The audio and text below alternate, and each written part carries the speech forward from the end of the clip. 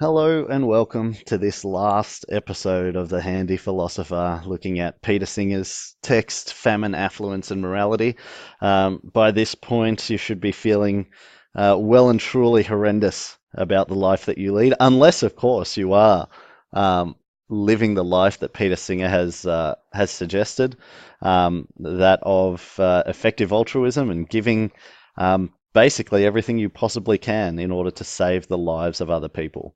Um, this last part is just looking at the last couple of paragraphs of his original work, which is looking at the role that philosophers play in our society and whether they are qualified to even weigh in on discussions around of this sort.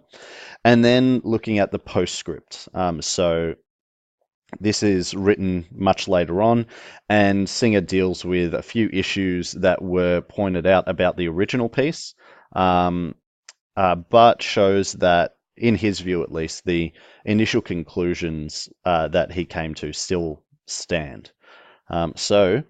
Without further ado, let's have a look at the role that philosophers play. So this is paragraph 31, the second last paragraph before the postscript. Here we go. It is sometimes said, though less often now than it used to be, that philosophers have no special role to play in public affairs, since most public issues depend primarily on an assessment of facts. On questions of facts, it is said, philosophers as such have no special expertise, and so it has been possible to engage in philosophy without committing oneself to any position on major public issues. No doubt there are some issues of social policy and foreign policy about which it can truly be said that a really expert assessment of the facts is required before taking sides or acting. But the issue of famine is surely not one of these. So what Singer's pointing out here is that there are some things that we don't have the required expertise to be able to discuss. In this way, we need to wait for the word of the experts before we can make a decision. So we shouldn't just be jumping to a conclusion that we've come to ourselves. We should be seeking expert advice.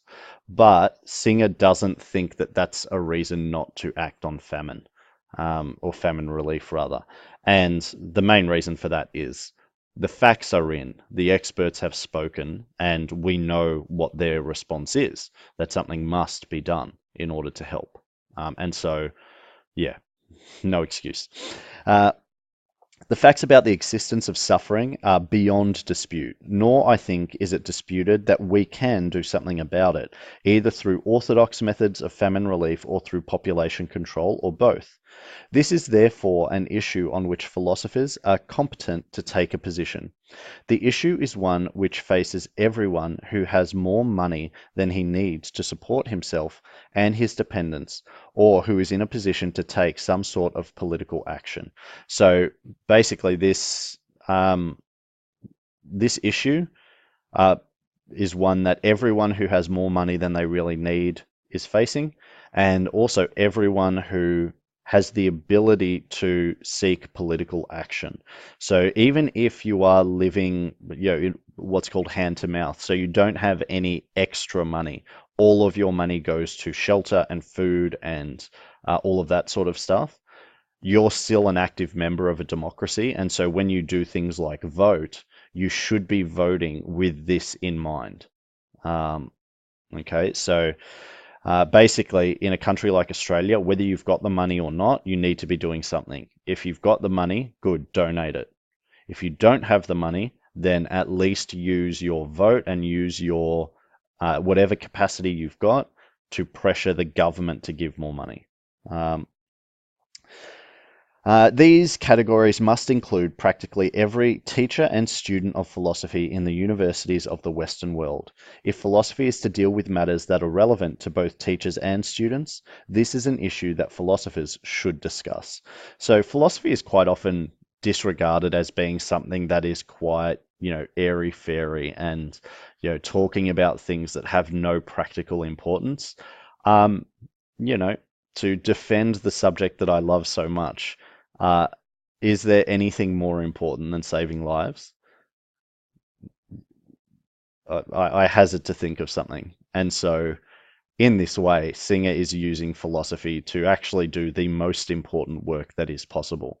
And it's worth noting that it is a philosopher who has developed this argument that is quite inescapable for why we should be doing more to save the lives of others, of those around us. And so, yeah, you go, Peter Singer, you show them. Discussion, though, is not enough. What is the point of relating philosophy to public life and personal affairs if we do not take our conclusion seriously? In this instance, taking our conclusion seriously means acting upon it. The philosopher will not find it any easier than anyone else to alter his attitude and way of life to the extent that, if I am right, is involved in doing everything that we ought to be doing. At the very least, though, one can make a start. So Singer here is saying this is really hard, and he understands that, and it's not going to be any easier for philosophers. But being a philosophy teacher and you being a philosophy student means that you at least have some sort of interest in living a life that is, for lack of a better word, genuine, living based on principles. If that's the case, then let's make a start. If you accept Singer's premises and therefore his conclusions, then let's make a start on action. The philosopher who does so will have to sacrifice some of the benefits of the consumer society, but he can find compensation in the satisfaction of a way of life in which theory and practice, if not yet in harmony, are at least coming together. So if we do this, if we make a start, we are taking steps towards leading what Singer would see is a good life. If we take that first step, we have become a better person. Okay, what a heartwarming way to finish. So onto the postscript now.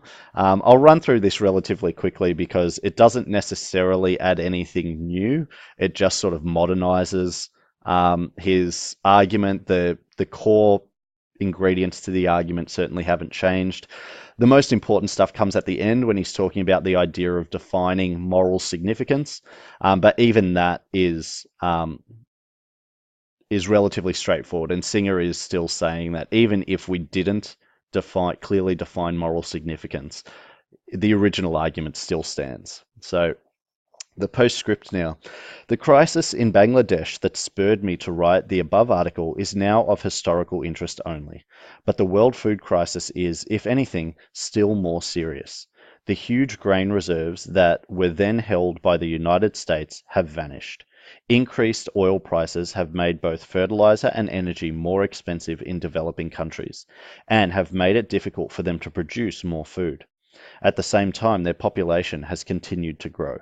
Fortunately, as I write now, there is no major famine anywhere in the world, but poor people are still starving in several countries, and malnutrition remains very widespread.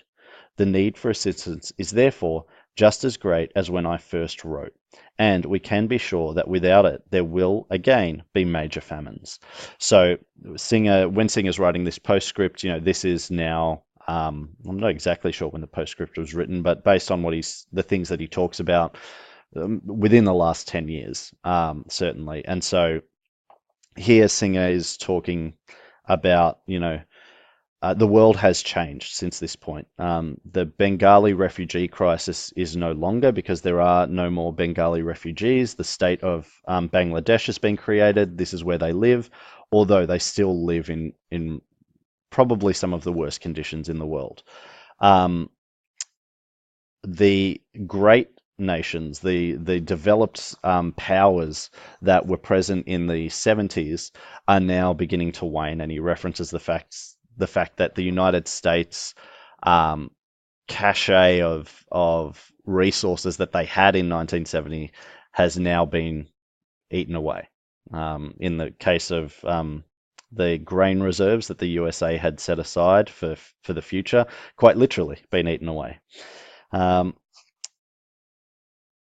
So continuing on, the contrast between poverty and affluence that I wrote about is also as great as it was then. True, the affluent nations have experienced a recession and are perhaps not as prosperous as they were in 1971, but the poorer nations have suffered that should be at least as much from the recession in reduced government aid, because if governments decide to reduce expenditure, they regard foreign aid as one of the expendable items ahead of, for instance, defense or public construction projects, and in increased prices for goods and materials they need to buy. So Singer's admitting here, life has gotten harder for the developed nations. The global financial crisis has meant that we are no longer as wealthy as we once were. But this is not to say that the developing world has been left untouched by this. They are still living in suffering in most cases, and in some cases, things have gotten harder for them. In any case, compared with the difference between the affluent nations and the poorer nations, the whole recession was trifling. The poorest in the affluent nations remain incomparably better off than the poorest in the poor nations. So what Singer's saying here is, even though life's gotten tough for us in developed countries, the suffering we experience at the hands of things like the GFC is still quite incomparable to what's going on for the world's poorest. So the case for aid on both a personal and governmental level remains as great now as it was in 1971, and I would not wish to change the basic argument that I put forward then. So the argument remains. There are, however, some matters of emphasis that I might put differently if I were to rewrite the article, and the most important of these concerns the population problem. I still think that, as I wrote then, the view that famine relief merely postpones starvation unless something is done to check population growth is not an argument against aid. It is only an argument against the type of aid that should be given. Those who hold this view have the same obligation to give to prevent starvation as those who do not. The difference is that they regard assisting population control schemes as a more effective way of preventing starvation in the long run. I would now, however, have given greater space to the discussion of the population problem, for I now think that there is a serious case for saying that if a country refuses to take any steps to slow the rate of its population growth, we should not give it aid. Now, Peter Singer is well known for being very controversial. He doesn't believe that he's particularly controversial. He simply, much like Socrates, asserts his premises. No one points out any errors, and then he takes those premises to their logical conclusions. But this is a suggestion that a lot of people would have a lot of trouble accepting, that we shouldn't be giving aid to countries that refuse to administer some form of population control over their people. We shouldn't be giving money to countries that aren't making an effort to slow down birth rates, for example. But Singer is saying that in order to do the most good, this is actually what we should do. And to be very clear here, this is based on the idea that if I have only a finite amount of money to give, so if I have, say, $1,000 and I'm deciding where I should spend that $1,000, then whether a government promotes population control or not should be a factor in my decision making. So if I have two countries, the suffering of the people is comparable, my $1,000 would do equal good in both, yet one country does allow or support population control and the other one does not, then I should be giving money to the country which government support population control. Very controversial. This is, of course, a very drastic step to take, and the choice it represents is a horrible choice to have to make. But if, after a dispassionate analysis of all the available information, we come to the conclusion that without population control, we will not, in the long run, be able to prevent famine or other catastrophes, then it may be more humane in the long run to aid those countries that are prepared to take strong measures to reduce population growth and to use our aid policy as a means of pressuring other countries to take similar steps. So this, Singer is very clearly saying we need to take a dispassionate analysis to this, but this idea is not going to sit well with lots of people. This idea that we should use our aid to try and encourage countries to stop their population from reproducing, it just feels wrong, which isn't a logical reaction in any way. Okay, and that's exactly what Singer's pointing out. When you take away that kind of, shiver up the spine idea of pressuring another country to implement population control. Once you remove that, then you um, you begin to see that, well, yeah, logically, this is how we should be behaving. It may be objected that such a policy involves an attempt to coerce or force a sovereign nation. But since we are not under any obligation to give aid unless that aid is likely to be effective in reducing starvation or malnutrition, we're not under an obligation to give aid to countries that make no effort to reduce a rate of population growth that will lead to catastrophe. Since we do not force any nation to accept our aid, simply making it clear that we will not give aid where it is not going to be effective cannot properly be regarded as a form of coercion. So we're not forcing them to put in population control. We're just saying that we will not give them aid if they don't. Is this coercion? Does this cross the line? Singer doesn't think so. And under a clear definition of coercion, it probably doesn't. I should also make it clear that the kind of aid that will slow population growth is not just assistance with the setting up of facilities for dispensing contraceptives and performing sterilizations. It is also necessary to create the conditions under which people do not wish to have so many children.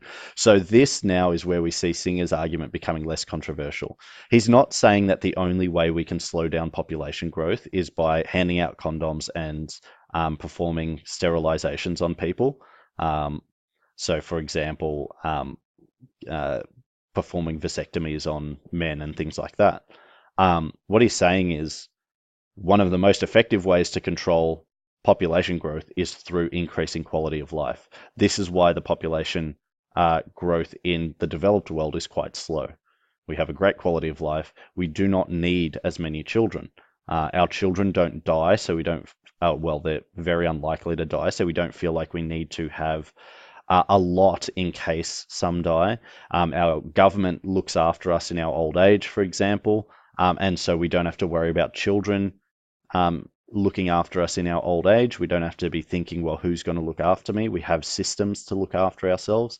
All of these things combine to a much lower birth rate in the developed world. This will involve, among other things, providing greater economic security for people, particularly in their old age, so that they do not need the security of a large family to provide for them.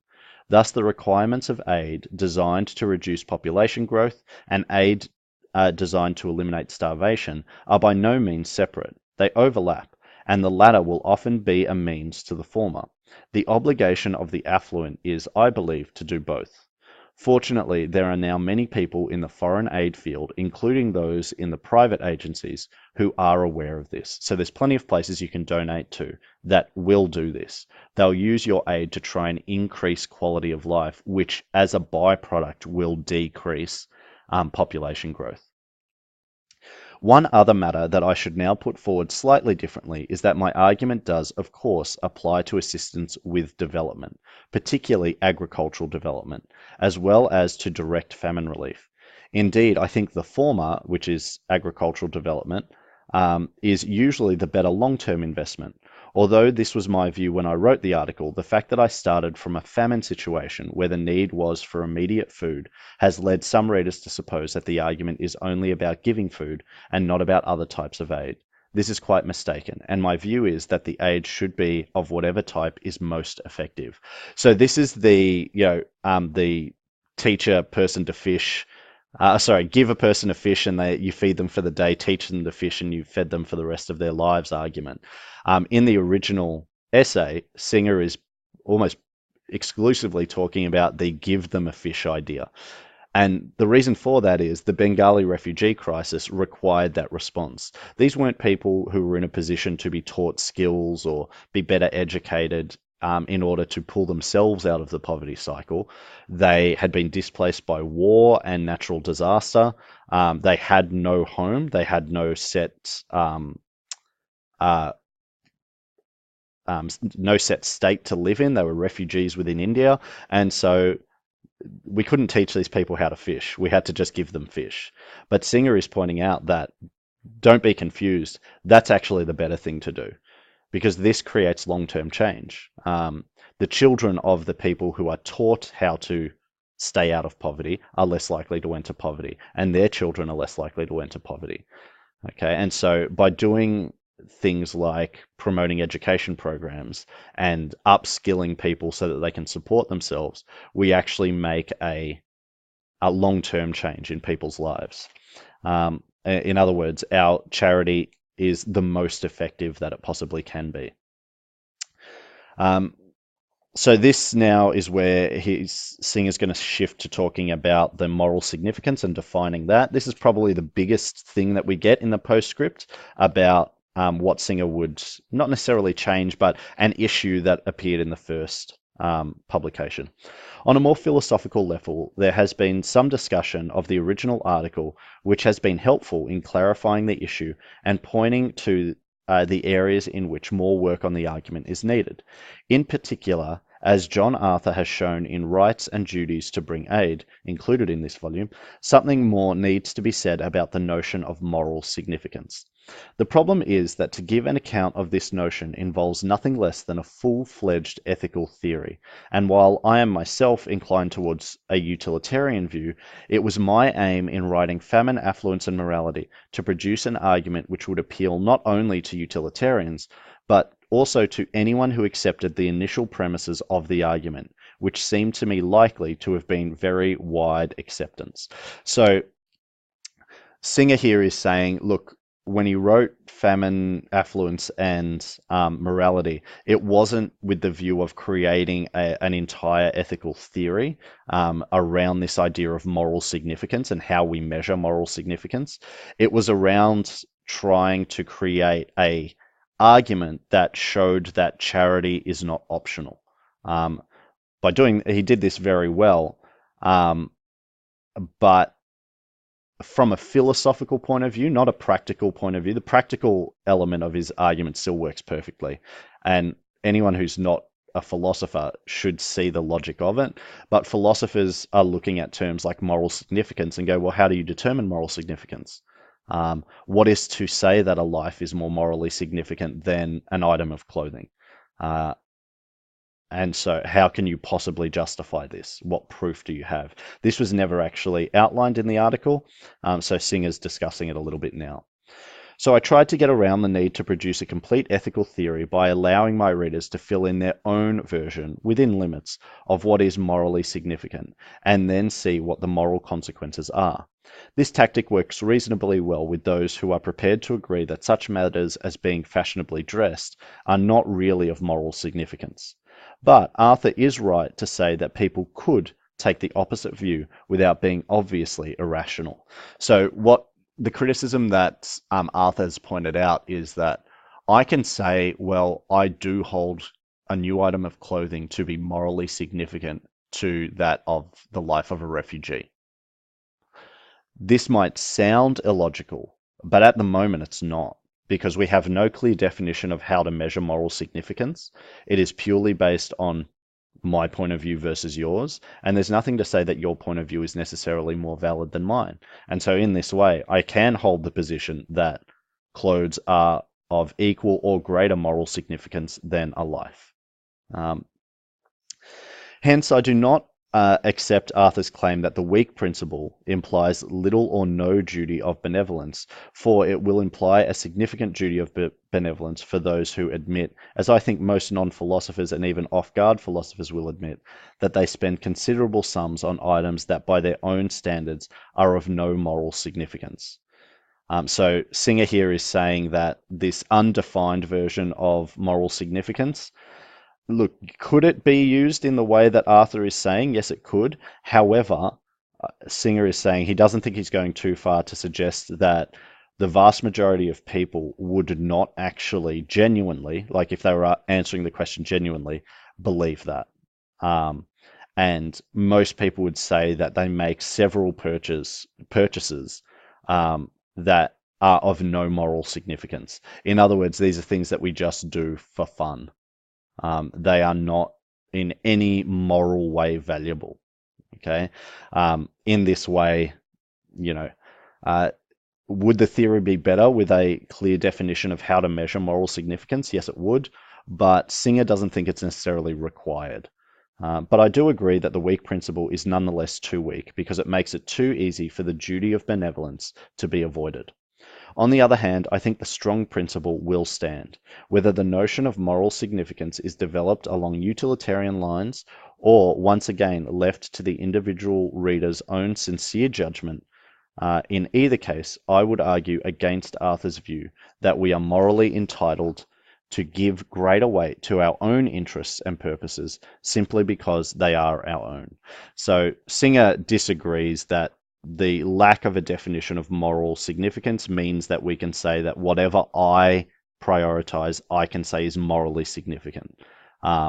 Because there's really no moral theory that would support this. And so if we're going to say that something is morally significant, then we would assume that there's some sort of moral theory that supports it. Because it's mine is not a moral theory. This view seems to me contrary to the idea, now widely shared by moral philosophers, that some element of impartiality or universalizability is inherent in the very notion of a moral judgment. So what Singer's talking about here is basically every philosopher of ethics argues that the ethical code you come up with needs to have at least some capacity to be universalized, so everyone to follow it, and or for it to be impartial, so not just based on your preferences. Skipping the brackets. Granted, in normal circumstances, it may be better for everyone if we recognize that each of us will be primarily responsible for running our own lives and only secondarily responsible for others. This, however, is not a moral ultimate, but a secondary principle that derives from consideration of how a society may best order its affairs, given the limits of altruism in human beings. Such secondary principles are, I think, swept aside by the extreme evil of people starving to death. So this last part, Singer's talking about the idea of even if we held the principle that a person's first priority is to look after themselves and second priority is to look after other people, because of the great evil or the great suffering that is being caused by global poverty, this principle still doesn't change things, particularly when we're talking about money that is left over, if I can use that word. So that's it. That is it. Peter Singer done in 5 parts. And yeah, hope you enjoyed it. And who knows, maybe you're sitting there deciding to make some changes. Remember, if you do, I highly recommend Singer's non-for-profit website, thelifeyoucanchange.org, to try and figure out where you should be donating your charity and what would be most effective. But I hope you've had a great time, and it's been my great pleasure to teach a Australian philosopher who's probably going to be studied for as long as philosophy is studied. Thank you, Peter Singer, and thank you everyone for listening. Have a great day. Bye.